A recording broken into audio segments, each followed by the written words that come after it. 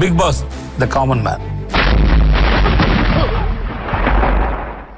நான் மட்டும் big pass குள்ள போனா ஒரு கலக்கிடுவேன் தெரியுமா?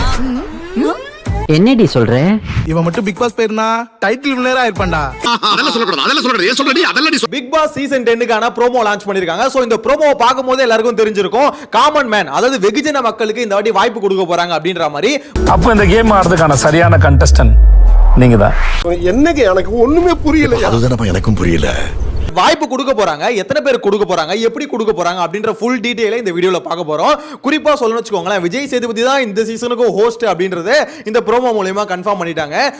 ஐயோ மீண்டும் மீண்டுமா? சோ ஆப்வியஸா இந்த சீசனும் விஜய் சேதுபதி சார் நம்மளை வச்சு செய்ய போறாரு அப்படின்றது கிளியரா தெரிஞ்சு போச்சு. உங்களுக்கு ஒரு chance. Bigg Boss, the common man. So இதெல்லாம் டீடைலா பார்க்கலாம். சேனலை ஃபர்ஸ்ட் டைம் பாத்தீங்கன்னா சப்ஸ்கிரைப் பண்ணிட்டு வீடியோ லைக் பண்ணி வச்சுக்கோங்க. ஒன் பை ஒன்னா பார்த்தலாமா? அதாவது பிக் பாஸ் சீசன் 10க்கு முன்னாடி இந்த காமன் மேனை வந்து செலக்ட் பண்றதுக்கு ஒரு ப்ரோகிராம் நடத்துறாங்க. அதனால தான் Bigg Boss the common man அப்படின்ற ஷோ. சோ இந்த ஷோல என்ன பண்ணுவாங்கன்னு பாத்தீங்கன்னா, காமன் மேன் அதாவது வெகுஜன மக்கள்ல இருந்து ஒரு குறிப்பிட்ட பேரை வந்து செலக்ட் பண்ணி பிக் பாஸ் வீட்டுக்குள்ள வந்து அடிச்சு பத்தி விடுவாங்க. போங்கடா உள்ள அப்படின்ற மாதிரி. அப்படி உள்ள போறவங்களுக்கு என்ன கிடைக்கும்? நிறைய ஃபேம் கிடைக்கும், நிறைய பணமும் கிடைக்கும். சோ இது எல்லாமே கிடைக்குமா? அப்படிப்பட்ட ஆப்பர்ச்சுனிட்டி இப்ப மக்களுக்கு எல்லாம் வந்திருக்கு. இன்னும் என்ன நீ பைத்தியக்காரனவே நினைச்சு நிக்கிறல்ல நீ? சோ நீங்க அதுல கலந்துக்கணும்னா என்ன பண்ணணும் அப்படின்றத அந்த ப்ரோகிராம்ல சொல்லிருக்காங்க.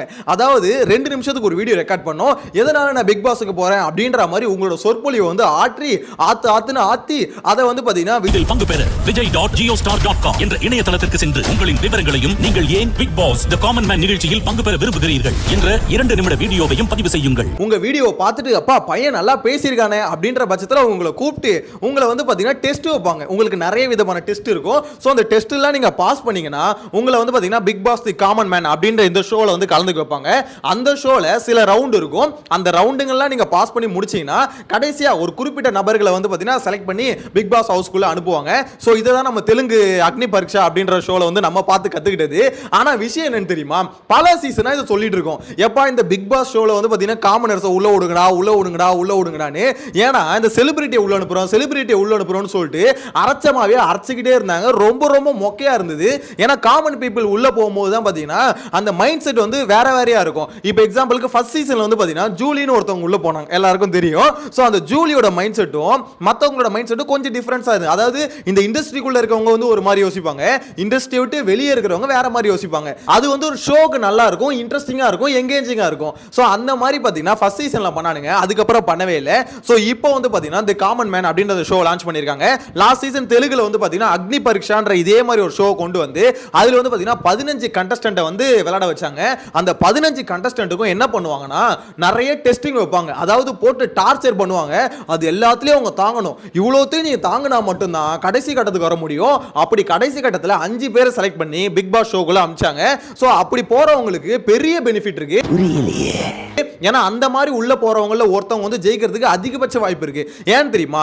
ஏன்னா அக்னி பரீட்சா அப்படின்ற ஷோலயே அவங்கள ஓட்டிங் பேசிஸ்ல தான் செலக்ட் பண்ணுவாங்க. ஜட்ஜஸ் வந்து பாத்தீங்கன்னா ஃபில்டர் பண்ணி வச்சிருவாங்க. கடைசியில யார் உள்ள போகணும் அப்படின்றத மக்கள் ஓட்டு போட்டு தான் அந்த 5 பேரை வந்து செலக்ட் பண்ணுவாங்க. சோ அப்படி இருக்கும்போது ஆல்ரெடி மக்கள் ஓட்டு போட்டு பழகின ஒருத்தவங்களுக்கு வீட்டுக்குள்ள போனோடனே முத வாரத்துல இருந்து அந்த ஓட்டு உள்ள ஆரம்பிக்கும். சோ மத்தவங்களை கம்பேர் பண்ணும்போது இவங்களுக்கு ஒரு பெரிய அட்வான்டேஜ் கிடைக்கும். சோ அதனால தான் சொல்றது, இந்த மாதிரி ஒரு ஷோல கலந்துக்கிட்டு அது மூலமா பிக் பாஸ்ன்ற ஷோல போறவங்களுக்கு ஒரு பெரிய அட்வான்டேஜ் இருக்கு.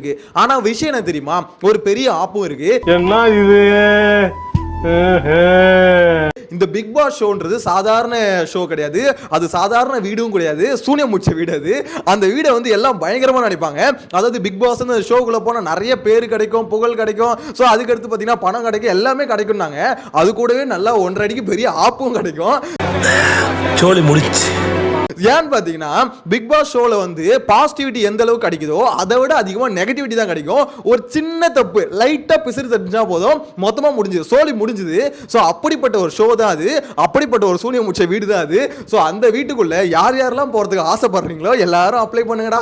அப்ளை பண்ணி நீங்க வந்து பாத்தீங்கன்னா அந்த வீட்டுக்குள்ள போய் ஜாலியா என்ஜாய் பண்ணுங்க அப்படின்ற மாதிரி சொல்ல தோணுது. இதுல என்ன வேற, அதை இன்ஸ்டாகிராம்ல வந்து பாத்தீங்கன்னா மெசேஜ்ல வந்து சொல்றது, ப்ரோ நீங்க அப்ளை பண்ணுங்க, ப்ரோமோ விட்டாங்க, ஏன் இன்னும் வீடியோ போடல, நீங்களும் அப்லோட் பண்ணுங்க, அப்லோட் பண்ணி நீங்க அந்த ஷோக்குள்ள போங்க, அந்த வீட்டுக்குள்ள போங்க, அப்பதான் இன்னும் இன்ட்ரெஸ்டிங்கா இருக்கும். அப்படி யாரு உனக்கு இன்ட்ரெஸ்டிங்கா இருக்கும், ஆனா எனக்கு அப்படி இருக்காது. ஒத்துக்கிட மனசு இல்லனாலும்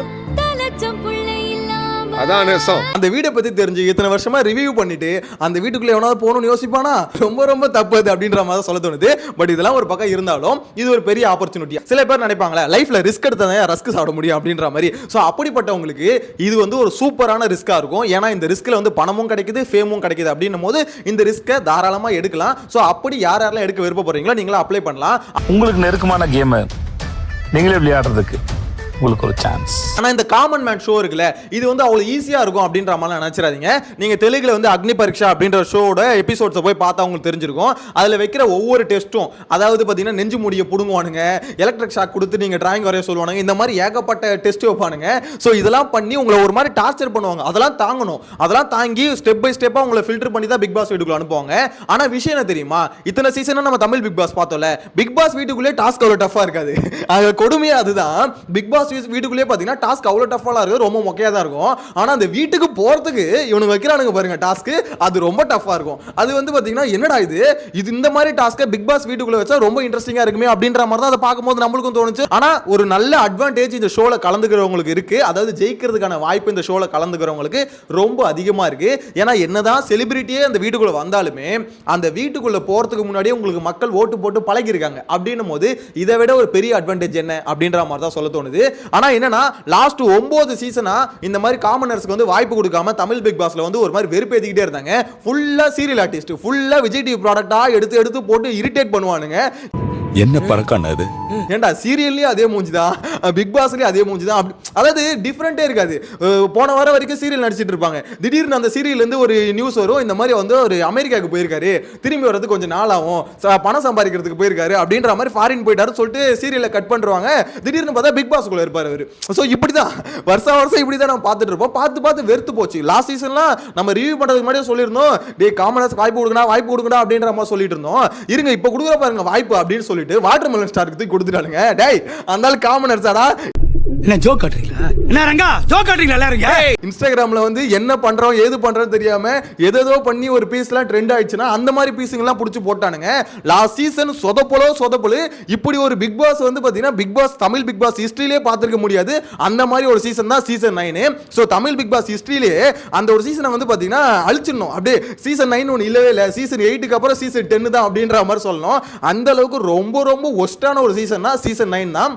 கடைசி வரைக்கும் பார்த்தீங்கன்னா ஓகே இவங்களுக்கு தான் டைட்டில் போனால் செமையாக இருக்கும்பா அப்படின்ற மாதிரி அதில் இருக்க ஒரு கண்டஸ்டன்ட் கூட நம்மளுக்கு ஃபீல் ஆகவே இல்லை. சரி இவங்களுக்கு போன டைட்டில் அப்படின்ற மாதிரி ஒரு எண்ணம் வரணும். ஆனால் லாஸ்ட் சீசனில் எவனோ ஒருத்தர் எடுத்துன்னு போங்கடா, அந்த ஷோ டக்குன்னு முடிச்சு விட்டா போதுண்டா அப்படின்ற மாதிரி தான் எல்லாருக்கும் இருந்தது. முக்கால்வாசி பேர் last season Bigg pass season 9 பார்க்கவே இல்லை, வெறுத்து போயிட்டாங்க. ஏன்னா அந்த அளவுக்கு எந்தெந்த இன்ஃப்ளூயன்சர்ஸ் எல்லாம் நம்ம இன்ஸ்டாகிராமில் பார்த்து டே ஏன்டா நீங்களாம் வீடியோ போடுறீங்க அப்படின்னு நினச்சோமோ அந்த இன்ஃப்ளூயன்சர்ஸ் எல்லாம் தூக்கி வீட்டுக்குள்ளே விட்டானுங்க. ஒரு நிமிஷம் ரீலே பார்க்க முடியலன்னு தள்ளி விட்டோம். நாங்கள் எங்களை என்னடா 1 hour ஷோ பார்க்க வைக்கிறீங்க அப்படின்ற மாதிரி தான் யோசிக்கிற மாதிரி இருந்தது.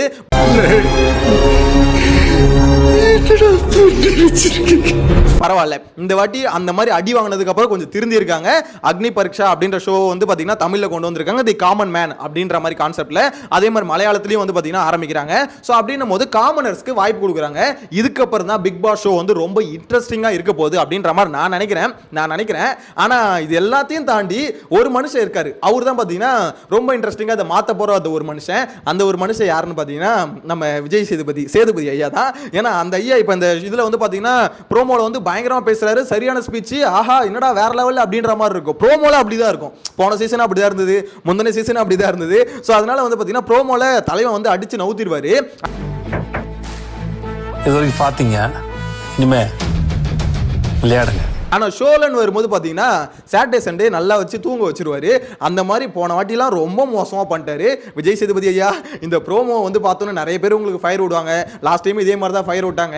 ஸோ இந்த வாட்டி போன சீசன் மாதிரி ரொம்ப மொக்கையாக பண்ணாமல், அதாவது இந்த பார்ஷியாலிட்டி பார்க்குறாங்களே, நண்பரோட மனைவி அப்படின்ற மாதிரிலாம் பார்ப்பீங்களே, அதெல்லாம் பார்க்காம இந்த வாட்டி வந்து பார்த்தீங்கன்னா ஒரு ஹோஸ்டா ரொம்ப ஸ்ட்ரிக்டான ஒரு ஹோஸ்ட் நாங்கள் எதிர்பார்க்கோம். தெலுங்குல நாகார்ஜுனா எப்படி இருப்பாரு, நாகார்ஜுனா ஒரு ஃபயர் அப்படின்ற மாதிரி இருக்கும்ல, அந்த மாதிரி ஒரு ஹோஸ்ட்டை வந்து நாங்கள் எதிர்பார்க்குறோம். நீங்கள் ஜாலியாக பேசுங்க, தப்பு இல்லை, ஜாலியாக பேசுங்க கண்டஸ்டன்ட் கிட்ட.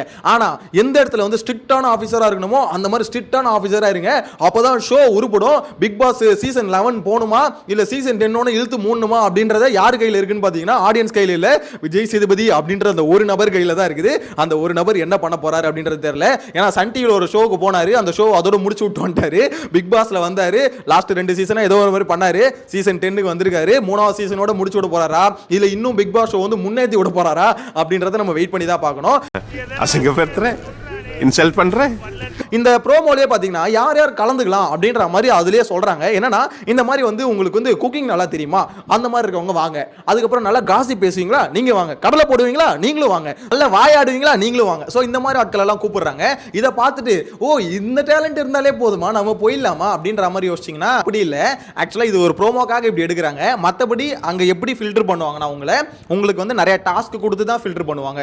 சும்மா வாயாடினாலும், கடலை போட்டாலும், கதை அடிச்சாலும், குக்கிங் நல்லா பண்ணாலும் அப்படி ஃபில்டர் பண்ண மாட்டாங்க. தட் மீன்ஸ் நான் பிக் பாஸ் காமன் மேன் இந்த ஷோ பத்தி சொல்றேன். சோ இதுக்கு அடுத்து தான் பிக் பாஸ் ஷோக்கு போவாங்க. தெலுங்குல வந்து 5 பேர் வந்து கூட்டு போனாங்க பிக் பாஸ் வீட்டுக்குள்ள. சோ தமிழ்ல எத்தனை பேரை கூட்டு போறாங்கன்னு தெரியல. மேபி அதே கான்செப்ட்ல 15 பேரை ஃபில்டர் பண்ணி அந்த 15 பேர்ல இருந்து 5 பேரை செலக்ட் பண்ணி பிக் பாஸ் வீட்டுக்குள்ள அனுப்பிச்சாங்கன்னா ரொம்பவே நல்லா இருக்கும். ஏன்னா செலிபிரிட்டிஸ் பிளஸ் காமன் மேன் அப்படின்னும் போது அது ஒரு மாதிரி டிஃபரெண்டா இருக்கும். பார்க்குற ஆடியன்ஸ் நம்மளுக்கும் ரொம்பவே எங்கேஜிங்கா இருக்கும். நிறைய பேர் இந்த ப்ரோமோ வந்ததுல இருந்து ப்ரோமோ பத்தி பேசு ப்ரோன்னு சொல்லிக்கிட்டே இருந்தீங்க. நானும் பேசணும்னு நினைச்சேன். எங்க இங்க வந்து கரண்ட் இருக்கவே மாட்டுது. கரண்ட் ஒரு நாளைக்கு 2 ஹவர் தான் இருக்குது, அதுக்கப்புறம் கரண்ட் கட் ஆயிடுது. சோ ரொம்ப டிஃபிகல்ட்டா போயிட்டு இருக்கு. எனிவேஸ் இந்த ப்ரோமோ வந்ததுக்கு அப்புறம் நீங்க என்ன நினைக்கிறீங்க? இந்த காமன் மேன் அப்படின்ற ஷோ வந்து பயங்கரமா ஹிட் ஆகும், ஹிட் ஆகி சீசன் 10 பிக் பாஸ் வந்து பாத்தீங்கன்னா பத்திக்கிட்டு போவோம் அப்படின்ற மாதிரி நினைக்கிறீங்களா? அப்பெல்லாம் ஒண்ணும் இல்ல. என்னதான் நீங்க வந்து எவ்வளவு புதுசா தினுசா கொண்டு வந்தாலும் ஒரு மனுஷன் இருக்காரு மொத்தத்தையும் ஊத்தி மூடுறதுக்கு சேது என்ன அப்படின்ற மாதிரி நினைக்கிறீங்களா? சோ உங்களோட கருத்தை டோட்டலா கமெண்ட்ல மென்ஷன் பண்ணுங்க. நெக்ஸ்ட் வீடியோல மீட் பண்ணலாம். Tata, bye by.